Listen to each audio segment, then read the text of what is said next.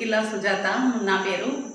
అయితే మా కూతురికి అల్లునికి కొత్తగా పెళ్ళయింది, 2 నెలలు అవుతుంది సౌదీ పోయి. సంతోషం కోసం అక్కడికి పంపించినాం, కానీ ఈ బాంబులు వేసుడుకు మాకు కూడా రోజు ఫోన్లు చేసుడు కొద్దిగా ఇబ్బంది అవుతుంది.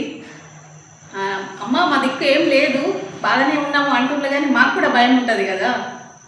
అయితే ఈ ప్రభుత్వం అన్నది కొద్దిగా చర్య తీసుకొని పిల్లలకు ఆందోళన, ఎంతో పబ్లిక్ ఉంటారు అక్కడ.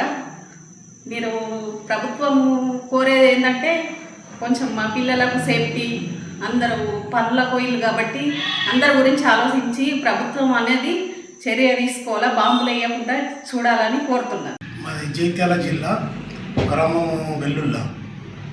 ఈ పాలన దుబాయ్లో మా తమ్ముడు, మా బామ్మర్ది, మా కొడుకు, మా కుటుంబ సభ్యులు ఒక 5-6 సభ్యులు ఉంటారు.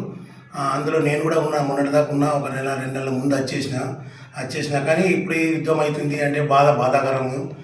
ఇలాంటి యుద్ధం కాదు. వలస పోయిన మా చుట్టాలు, బంధువులు, మా తమ్ముళ్ళు, అక్క చెల్లెలు అందరికీ పక్కనే ఉన్నారు.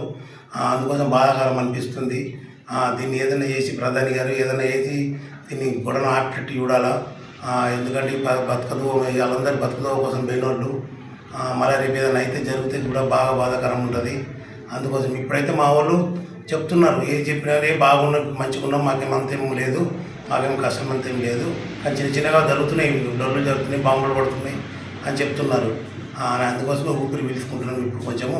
ఇలాంటి యుద్ధాలు కూడా జరగకూడదు.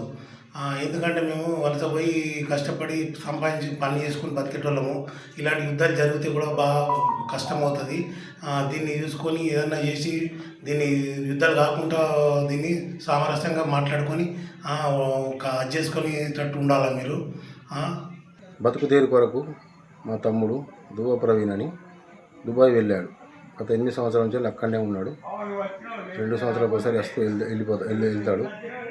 మొన్న ఈ లొల్లుల కారణంగా బాంబులు పడ్డాయని, మిజైలు పడ్డాయని, భయాందోళనకు గురయ్యాయని మేము ఫోన్ చేస్తే, అన్న మేము ఇక్కడనే మంచిగానే ఉన్నాము, మాకు ఎలాంటి భయం లేదు, మాకు ఇక్కడ ఎలాంటి టెన్షన్ లేదు, మీరేం భయపడకూడదు, మాకు ఇక్కడ డ్యూటీకి రాకుండా రూములే ఉండదు, భయాందోళనకు గురి కాకూడదు అని చెప్పారు.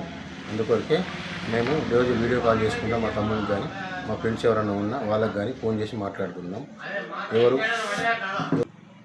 ఈ యుద్ధం గల్ఫ్ దేశాలకు సంబంధించిన వారందరూ ఖండిస్తున్నారు. ఎందుకంటే